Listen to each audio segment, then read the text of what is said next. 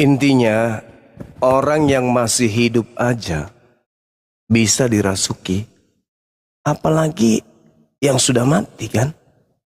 Yang masih hidup aja bisa melakukan perlawanan. Entah itu kalau di Islam berzikir, menolak, atau baca mantra. Kalau di dalam agama di luar Islam. Apalagi ini cuma sudah terkujur kaku. Apatah lagi hal ini sudah dinubuatkan. Berarti akan terjadi angkatan jahat ini minta satu tanda dan tidak akan diberikan satu tanda apapun. Berarti memang sudah jelas itu apa yang diterangkan oleh Al-Quran tidak sedikit pun meleset. Tidak ada sedikit pun meleset. Tinggal bagaimana saudara-saudara kita ini memahami bahwa apa yang dijelaskan Al-Quran itu benar adanya. Saya kasih contoh. Amsal 21 nomor 18. Tuhan akan menjadikan pengkhianat orang fasik sebagai ganti orang jujur, orang benar. Jadi kalau ini Yesus uraikan, dan Yesus sendiri mengatakan di dalam Lukas 24 nomor 44, apa kata Yesus? Memang harus digenapi segala sesuatu yang tertulis tentang aku di dalam kitab Taurat, kitab para nabi, dan kitab Mazmur.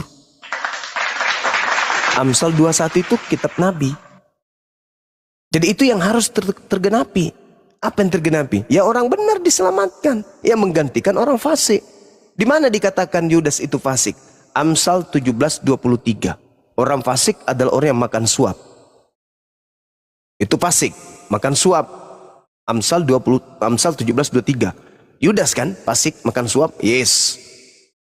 Orang fasik dipakai sebagai tebusan orang benar. Pengkhianat dipakai sebagai ganti orang jujur. Nah, yang mati di atas tiang salib ini adalah fasik, pemakan suap. Dan yang dikutuk hanya pemakan suap. Ulangan 27 nomor 25. Terkutuklah orang yang makan suap. Yudas fasik, Yudas makan suap, terkutuk, dah selesai. Tergenapi semuanya. Sedangkan kalau Yesus anak Maria inilah yang kemudian yang disalibkan, apa alasannya? Terkutuk kagak, makan suap tidak, melakukan dosa kagak. Lalu apa alasannya dia harus dikutuk sebagai apa di sana? Sebagai korban penebus dosa? No, korban penebus dosa itu domba, kambing, sapi, lembu. Berarti Gurunda, ketika Yesus berkata, aku yang memilih kamu yang 12 ini, namun seorang di antara kamu adalah iblis.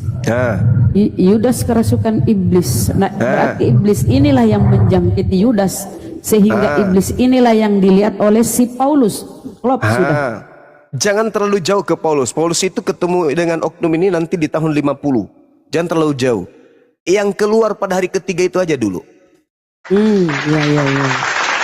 Siapa itu yang keluar pada hari ketiga? Karena Yesus mengatakan akan dilemparkan keluar. Iblisnya dilemparkan keluar dari mana? Kubur. Itu dia. Dan Yesus sendiri mengatakan bahwasanya penguasa dunia itu tidak berkuasa sedikit pun atas diriku. Itu loh. Oke, dilanjut dulu, silakan. Air saya sudah mendidih, siram mukanya Pak Bomo, silakan. Potan Aritonang. Ya, selamat Kristen, siang Saudara Pak Potan. Silakan. Potan Aritonang. Pak Potan, tadi soalnya tadi typing di bawah. Kiranya sudah siap berdiskusi, Bapak, silakan. Selamat siang. Selamat siang. Anak-anak, bang mute. Silakan bang, siang. Apa yang ingin kau sampaikan? Selamat siang. Siang, bang. Iya. Tadi saya dengar itu apa? Si Juma mantan security membahas Yesus Aduh, Mama. terkutuk digantung di kayu salib. Bukan mantan bang, masih aktif. Oh masih ya. Masih, alhamdulillah. Oh, Iya, iya. Jadi memang pembahasan Bang Zuma itu semua berantakan. mm-mm. Nanti diratakan, dirapikan. Berantakan. Iya, Asal comot sana, comot sini. iya, iya. Galatia 3:13 dia singgung Gurunda tuh.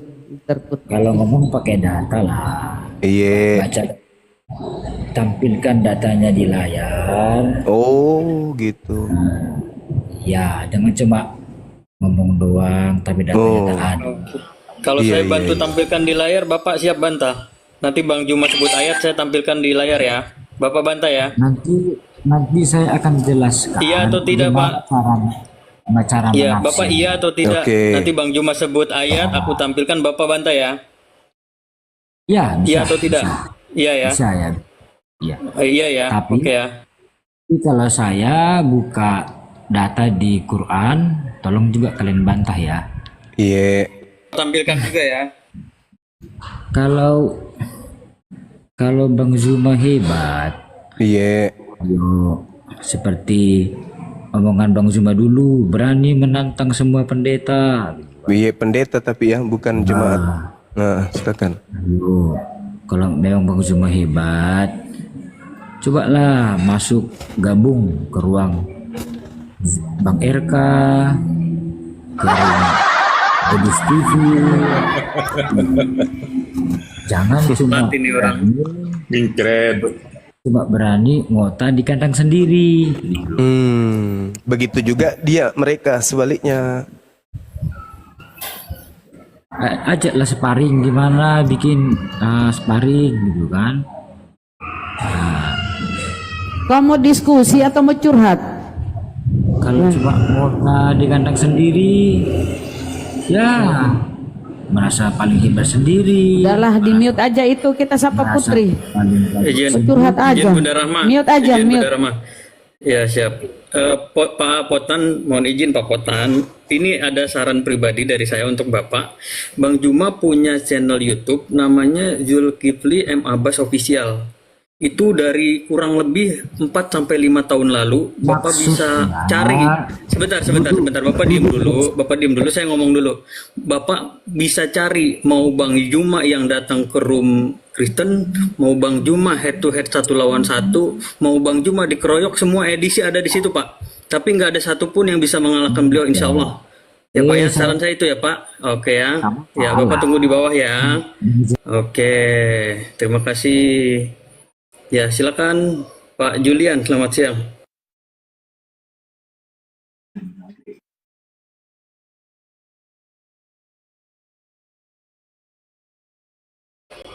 Kurang gaul Bapak itu, kurang jauh mainnya.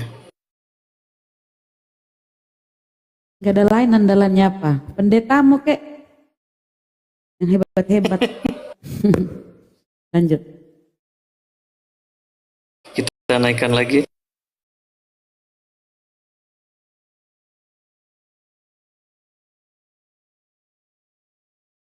Ke mute Bang. Ini kita coba cari lagi Bun, kalau ada kita naikkan lagi.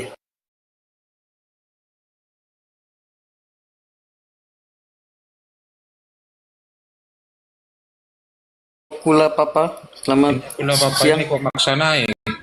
Aduh. Yang naik yang Kristen ya teman-teman ya. Ini Muslim ya? Papa.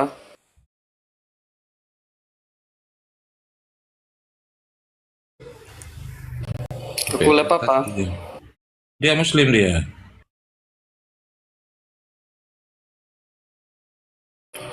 Nggak merespon juga ya?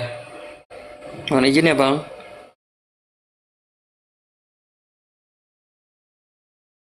Ya, silakan untuk saudara-saudara Kristen yang kalau memang keberatan Bang Juma hanya menyebutkan ayat, kami moderator siap membantu Bang Juma ya untuk menampilkan ayatnya ya secara visual. Silahkan.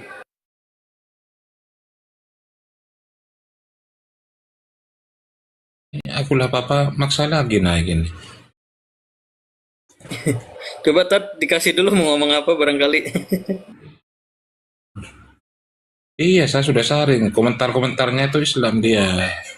Masalahnya ketika naik ke atas waduh,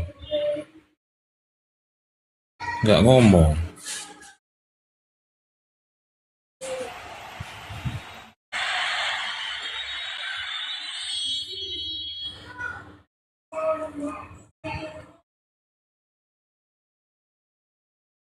Ya silakan. Bapak Harrison, selamat siang.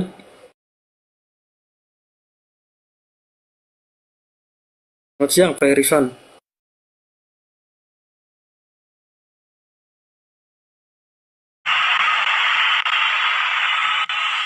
Noise Pak. Pak Harrison. Muslim ya, waalaikumsalam. Silakan Pak.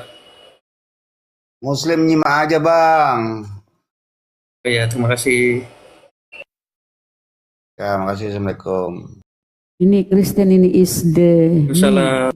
Kristen dia. Ya, silakan. Demi wa, silakan. Assalamualaikum. Waalaikumsalam. Salah. Harusnya jawabnya kalian assalamualaikum. Assalamualaikum.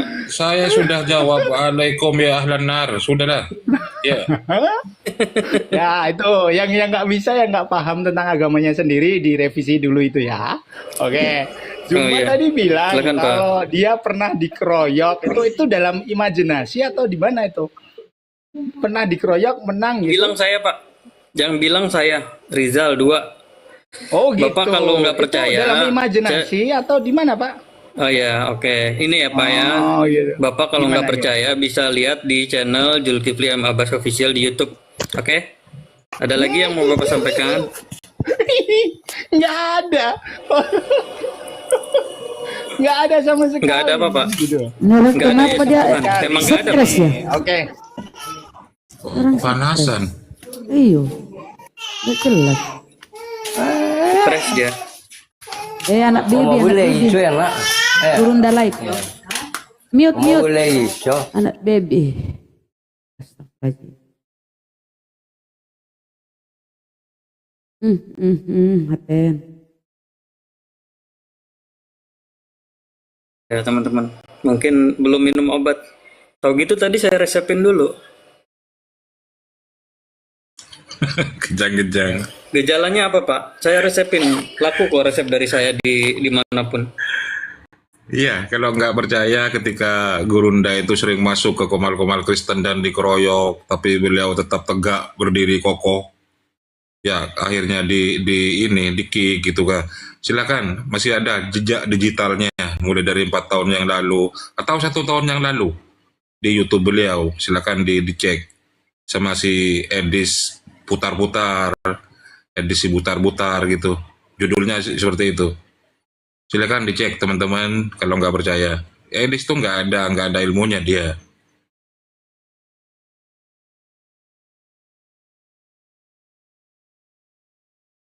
Silakan Juan Silakan Wong. yang mau diskusi, silakan. Itu ada Juan Wong, Bang Rizal. Johan Wong, silakan. Johan Wong, dibuka mic-nya.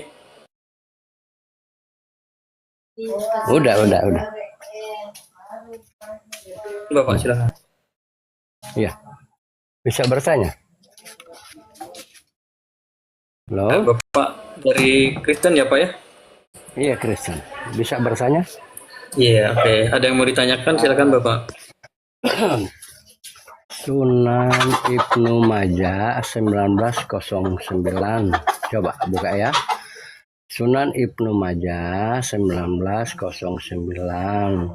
Muhammad berkata, apabila engkau menyetubuhi pembantu ataupun hewan, engkau harus memegang ubun-ubun di kepala. Gimana tuh Pak? Coba jelas.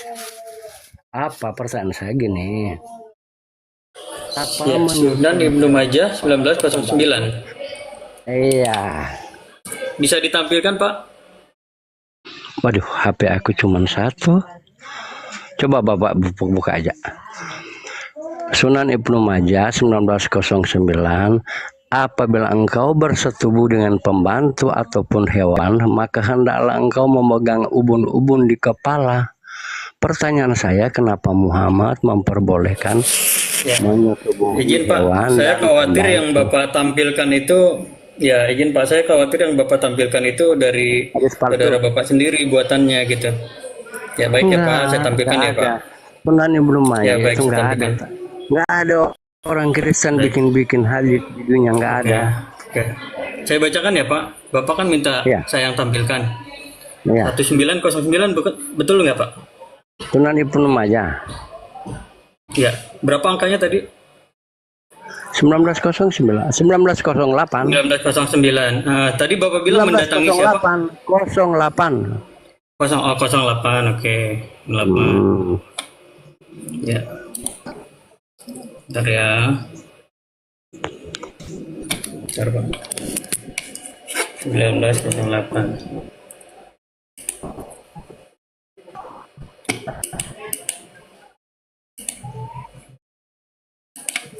1908.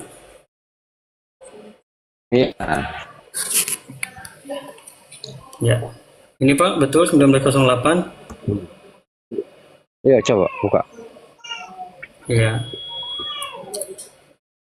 Dari Nabi Shallallahu Alaihi Wasallam, apabila salah seorang dari kalian hendak mengambil manfaat dari istri Pak di sini Pak.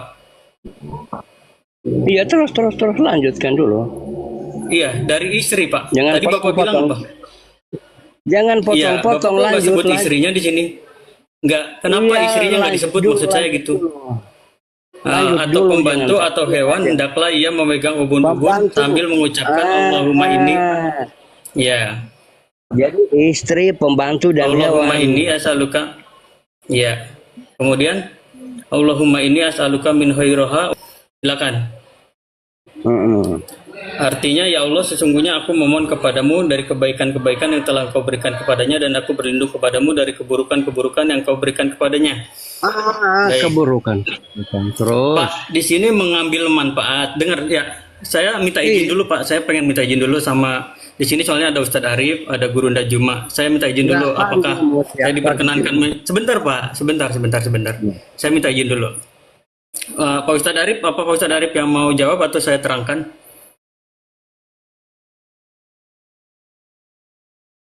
Pak Ustadz Arif, Gurunda Juma.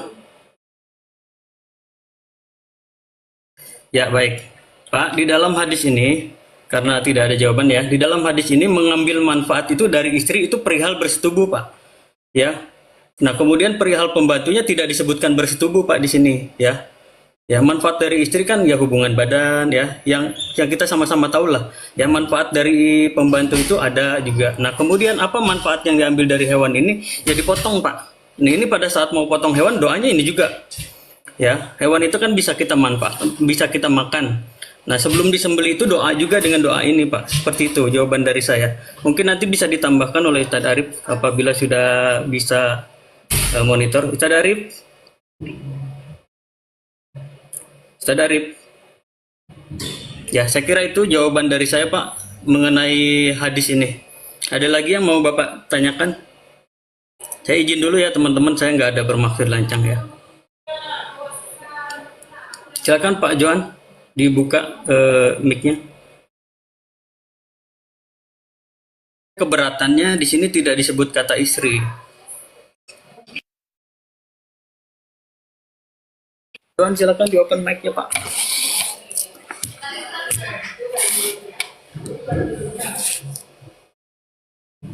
Pak Johan, dibuka mic-nya, Pak.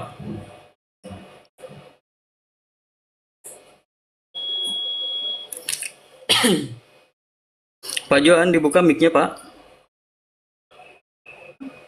Sudah apa? Apakah kamu mengambil manfaat pada istri, pembantu, Noise. hewan? Coba Noise, kamu Pak. ini nggak bahasa Ini. Indonesia. Sinyalnya, Pak. Udah Diperbaiki dulu sinyalnya, Pak. udah bagus sinyal, kamu Putus-putus, aja Pak. yang mau kasih apa. Ya, silakan. Ya, tadi sudah saya jelaskan, Ya, Pak. coba. Mengambil manfaat dari seorang istri, sebentar, Pak. Mengambil manfaat dari seorang istri itu salah satunya bisa berhubungan badan, bisa selain itu juga, Pak. Ya, bersendagurau dengan baru istri kan koma bisa juga. pembantu. Nah, Tunggu, kemudian koma pembantu. ya ini saya Kamu jelas tahu Bapak enggak? tanya, saya jelaskan. Tanda Ya, baca Bapak di tanya, saya jelaskan. kamu tahu? Ya. Ya, tanda bacanya sudah jelas, tapi bapaknya yang nggak paham kan? Koma Begitu. pembantu yang aku bahas di sini pembantu dan hewan. Betul. Ya, mengambil manfaat dari pembantu itu yang kita tahu itu apa, Pak? Bapak pernah punya Lalu, pembantu? Ini bicara Enggak, saya tanya dulu, Bapak pernah punya pembantu? Yang tanya Enggak. bersetubuh. Ya, Bapak. Ya, oke, pembantu nggak punya ubun-ubun. Pembantu nggak punya ubun-ubun. Yang aku tanya, ajaran Ya, enggak. Muhammad Betul. tubuhi pembantu Betul, ini kan hewan, sebentar. asal pegang ubun-ubun. Oke, saya paham. Saya mute dulu ya, mohon maaf ya. Pembantu itu manusia, Pak, punya ubun-ubun ya. Hewan pun ada ubun-ubunnya di kepalanya, Pak. Jadi nggak ada masalah. Dengan dibacakan doa itu sebelum mengambil manfaat dari yang disebutkan tadi, dibacakan doa dulu. Ya kalau seumpamanya pembantu, ya manfaatnya apa sih? Kalau Bapak belum punya pembantu, ya saya kasih tahu manfaat pembantu itu ya kita bisa ya suruh kerja ini itu gitu ya. Yang ini aja lah istilahnya yang kita tahu gitu ya pada umumnya. Nah, kalau manfaat dari hewan ini kan bisa disembelih, Pak, untuk dimakan dagingnya yang halal. Seperti itu ya, Pak ya. Saya kira itu, Pak, sudah saya jelaskan ini yang kedua kalinya. Apa sudah cukup jelas atau harus dijelaskan sekali lagi? Boleh saya nanti bertanya balik ya, kalau Bapak belum puas dengan jawaban yang ini, saya ulang satu kali lagi, tapi saya akan bertanya balik setelah itu. Silakan di open mic-nya, Pak.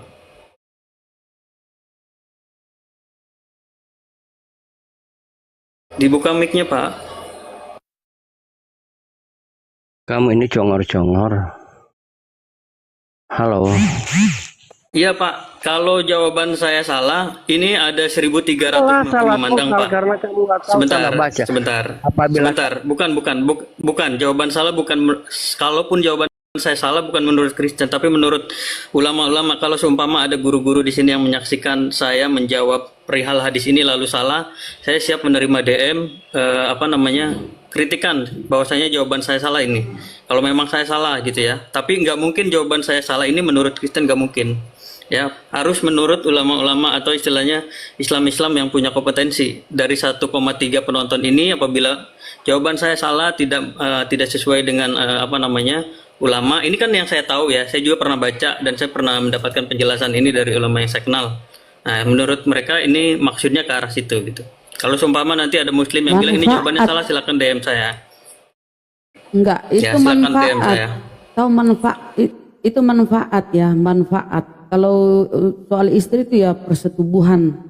Tapi ini yang lain itu manfaat. Manfaatnya seorang pembantu, ya kan? Apa manfaat hewan? Ini manfaat. Hendaklah dia pegang ubun-ubunnya baru dibacakan. Ya. Anak kita kalau ingin berdoa, anak kita soleh, kita pegang ubun-ubunnya baru kita berdoa. Jadi kalau kita mau mengambil manfaat, artinya pembantu ini kan yang membantu pekerjaan di rumah kita. Apa salahnya? Hewan ini kita biasa memanfaatkan, gunakan misalnya di sawah gitu, membajak sawah. Membajak. Iya. Kenapa sih? Yang mengherankan itu kalau di Bibelmu Tuhanmu butuh jatah perawan.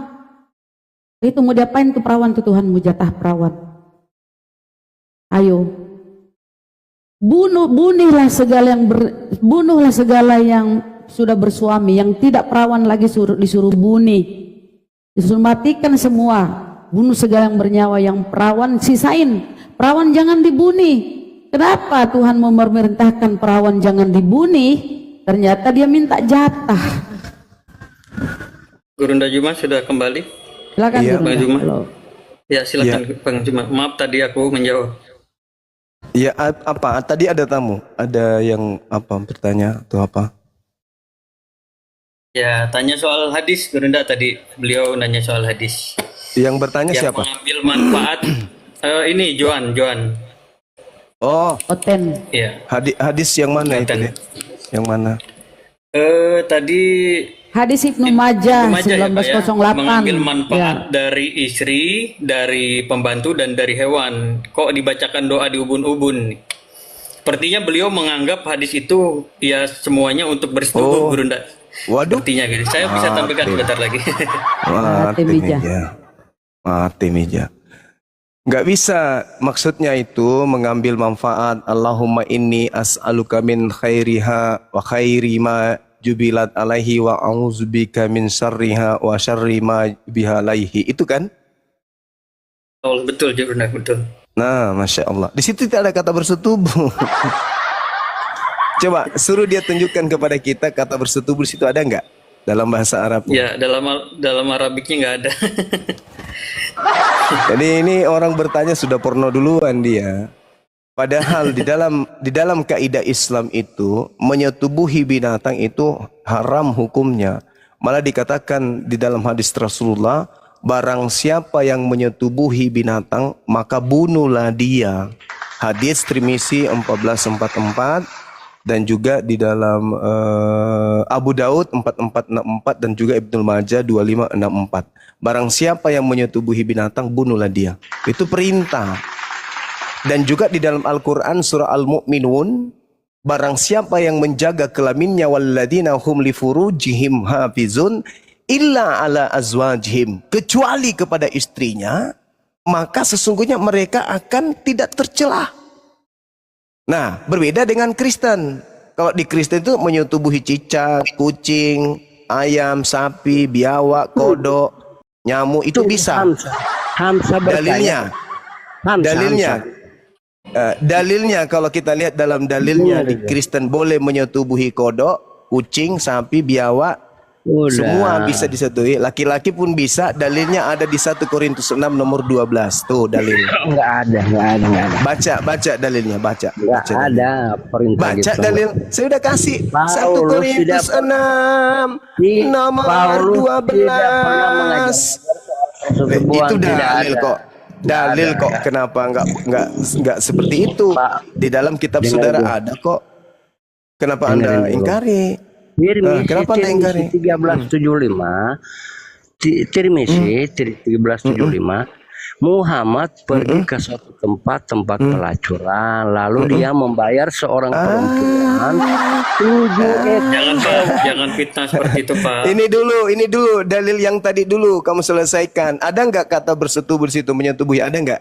Manfaat. Iya, ada nggak kata menyetubuhi di situ dalam bahasa original teksnya? Ada nggak? Ada nggak? Kalau dalam kitabmu 1 Korintus 10:23 jelas Jadi segala apa? sesuatu diperbolehkan. Dengar. Segala sesuatu diperbolehkan. Menurut dalil ini boleh nggak menyetubuhi kodok? Ini dalil kitabmu ini. Menyetubuhi keledai boleh nggak? Bukan soal persetubuhan. 1 Korintus Paulus 10:23 tidak Pa- bisa, tidak Paulus bisa. tidak pernah mengajar Segala sesuatu diperbolehkan. Boleh nggak kemudian menyetubuhi cicak? Makanan. Bukan masalah makanan, segala sesuatu diperbolehkan. Kalau yang halal itu makanan. Kalau yang kalau yang makanan Bang itu Suma. ada di 1 Korintus 6, saudara. Jangan kau bodoh-bodohi orang di sini. Di dalam kitab Paulus agamamu tidak bahkan pernah dikatakan, mengajarkan soal dengar, segala sesuatu diperbolehkan. Benar, Isi tetapi bukan ajaran segala sesuatu Paulus, benar. Taurat 1 Korintus jangan 10:23 dalilnya ada, dalilnya segala sesuatu diperbolehkan. Korintus itu surat Menurut- Paulus nggak ada ajaran Paulus gitu. 1 Korintus 10:23 itu dalilnya. Itu surat Paulus. Segala sesuatu diperbolehkan. Itu rasulmu kan Apalagi? yang mengajarkan itu. Lanjut. Itu. Ah. Diperbolehkan. Tetapi Apa tuh kok main bukan potong-potong segala ayat? sesuatu berguna. Segala sesuatu diperbolehkan. Benar, tetapi bukan segala sesuatu membangun. Dan jadi dalam Kristen itu segala sesuatu boleh. Main-main potong ayat kok. Loh, itu nggak dalil. dilanjutkan. Dalil itu mau diapakan lagi? Dalil. Tampilkan ya. Main potong-potong ayat. 1 Korintus 10:23 segala sesuatu diperbolehkan. Betul, kata Paulus. Betul, segala sesuatu itu diperbolehkan. Jadi kamu boleh menyetubuhi dirimu sendiri. Makanya di gereja itu boleh sesama kucing ke kucing, sesama asu nikah dengan saudari Salam. Masya Allah. Nah, tuh dalilnya tuh. Belum lagi di 1 Yohanes 1 kan. 1 Yohanes 1 nomor 2. Di situ dikatakan bahwasanya janganlah engkau melakukan dosa. Namun apabila engkau melakukan dosa, jangan khawatir, ya. Sebab ada Yesus sebagai pendamai dosa kita. 1 Yohanes 2 nomor 1. Tegang, tapi kali ini Itu dalil. Anak-anakku, hal-hal ini kutuliskan kepadamu supaya kamu jangan berbuat dosa. Namun jika seorang berbuat dosa, kita mempunyai seorang pengantara pada Bapa, yaitu Yesus Kristus. Jadi boleh. Segala sesuatu boleh, itu berlaku loh. 1 Korintus 10:23, makanya boleh. Sekarang saya mau tanya samamu. Ini pertanyaan. Anda kan udah bertanya, saya mau tanya. Apa yang haram di agama Kristen? Silakan. nggak ada. Ya, bagus. Kalau untuk makanan nggak ada. Kalau untuk makanan nggak Enggak, ada. yang lain. Ya, intinya semua. Apa yang haram di dalam Kristen? Tunjukkan. Apa yang haram? Kalau tunggu yang moral ini yang moral, yang haram itu Iya, jangan membunuh. apapun itu, apapun itu dalam agamamu yang haram itu apa? Haram semua. Di mana dalilnya Kalau jangan soal mencuri? makanan Coba. halal Di mana semuanya. dalilnya Hah? jangan mencuri? Di mana dalilnya jangan mencuri? Loh, di Keluaran 20 ada. Itu kitabnya Yahudi yang saya tanya di agamamu. Ya. Itu kitabnya Yahudi. Itu di kitabnya Yahudi. Itu berapa? 37 sampai Matius berapa? 22. Matius berapa? 22 Matius ayat 22. 37 Apa sampai yang- 40. Oke. Sampai 40. Oke. Dia Yesus Oke, bilang baik, begini, kita baca. Kasihilah Tuhan Kasihilah Allahmu, Tuhanmu. Ah. dan kasihilah Mana di situ sesama jangan manusia. mencuri? Kedua hukum Mana ini di situ terletak jangan mencuri? tergantung Mana, seluruh mana, hukum mana? Taurat. Terus dengar Iya, dulu. tapi Dan sayangnya- kedua hukum ini sayangnya- terletak Sayangnya hukum Taurat ini itu sudah batal semua tuh. Baca di Efesus 2 nomor 15, dengan matinya Yesus, maka dia telah membatalkan hukum Taurat beserta segala ketetapan yang ada di dalamnya. Jadi nggak ada lagi ajaran kasih, Taurat ajaran mana haram dulu? itu nggak ada. hukum Efesus Taurat 2 moral. nomor 15. Dengerin Efesus dulu. 5. Efesus 2 nomor 15 tidak ada di situ moral, tidak ada di situ, nggak ada. Semua hukum Taurat yang ketetapan di dalamnya batal semua. Jadi kamu boleh seperti hewan. Ketetapan soal makanan. Paulus kurban, Galatia 5. itu. Paulus Galatia 5 nomor 1. Orang Kristen dibebaskan dari seluruh aturan dan orang Kristen dibebaskan dari kuk penghambaan. Itu dalil. Jadi kalian itu Itu bebas seperti dosa. binatang. Kuk Ada dosa. dosa. Kau baca dalilmu Galatia 5 nomor 1. Segala sesuatu Kristen itu sudah dimerdekakan. Tidak boleh lagi orang Kristen itu tunduk kepada aturan. Oke, itu dalil. Jadi kalian itu hidup seperti binatang boleh. Makanya di gereja boleh kan orang kawin cewek kawin sama kuda boleh kan? Boleh kan? Ya, masa enggak ada ajaran. Di gerejamu boleh kan wanita kawin sama asu boleh kan? Boleh kan?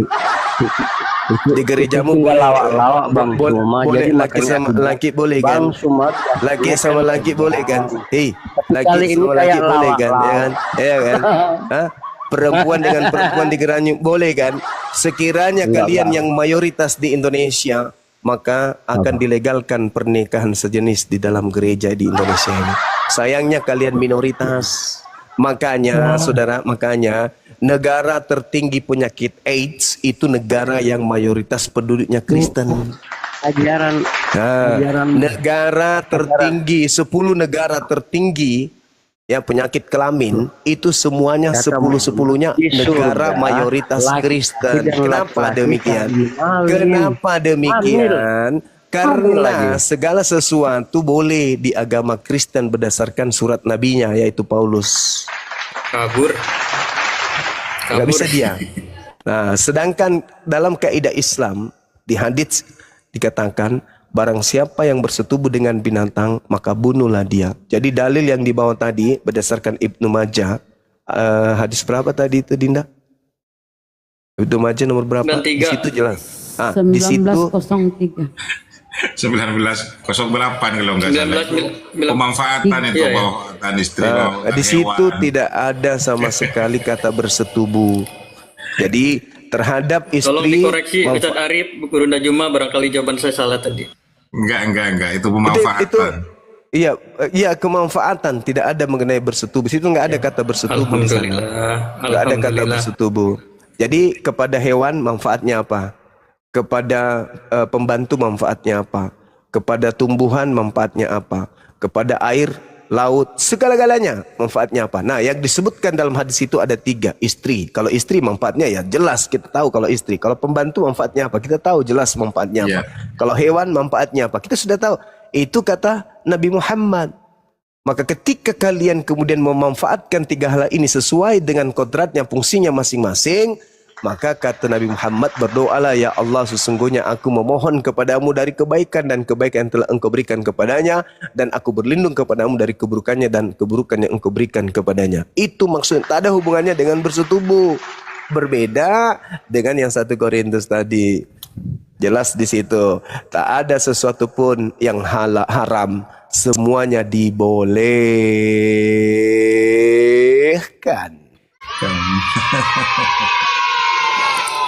Alhamdulillah teman-teman selamat ya, saya jawabnya nggak salah. Masya Allah, Masya Allah. Ya, dan kalau masih ada jawab pertanyaan-pertanyaan gitu, kasih Kolose 2. Di Kolose 2 itu jelas sekali bahwa mereka ini adalah orang-orang yang tidak boleh lagi ikut aturan-aturan Tuhan. Mereka adalah orang yang dimerdekakan, mereka nggak boleh lagi terkunci dengan aturan-aturan jasmani. Di situ jelas di dalam kitab mereka bahwa ajakannya agar jasad mereka itu tidak lagi tunduk kepada perintah-perintah. Jasad itu tubuh, biologis. Jadi biologisnya itu nggak boleh lagi turut-turut perintah, melainkan ya bebas bas. Begitu sahabat. Nah, kalau terkait ayat suci Al-Quran yang mengatakan kita nggak boleh bersetubuh dengan hewan, nggak boleh bersetubuh dengan pembantu seperti yang dituduhkan, Al-Quran surah Al-Mu'minun ayat 1 sampai ayat ke-7. Ya. Di situ Allah mengatakan bahwasanya barang siapa yang menyetubuhi selain daripada istrinya, maka mereka itulah orang-orang yang melampaui batas. Orang melampaui batas tempatnya di mana? Di neraka. Kalau di dalam agamanya Joan, di agamanya Joan itu semuanya boleh. Menyetubuhi kucing, ayam, cicak, kodok, keledai, kedelai, jerapah, buaya, kambing, sapi. Nah, itu bisa berdasarkan dalil kitab mereka sendiri yang mengatakan segala sesuatu boleh. Dan jelas dikatakan pula dalam Kolose 2, jangan lagi kamu membiarkan hukum dan baik mengenai makanan, hari raya baru dan semuanya. Intinya Paulus mengajarkan untuk membebaskan jasadnya Kristen dari segala sesuatu. Galatia 5 nomor 1, nomor 2, nomor 3 dan seterusnya. Hukum-hukum Tuhan menurut Paulus itu adalah sampah di Filipi 3, ya. Hukum Tuhan itu adalah sampah. Bahkan Paulus mengatakan di mana dosa bertambah banyak, di situ karunia semakin melimpah.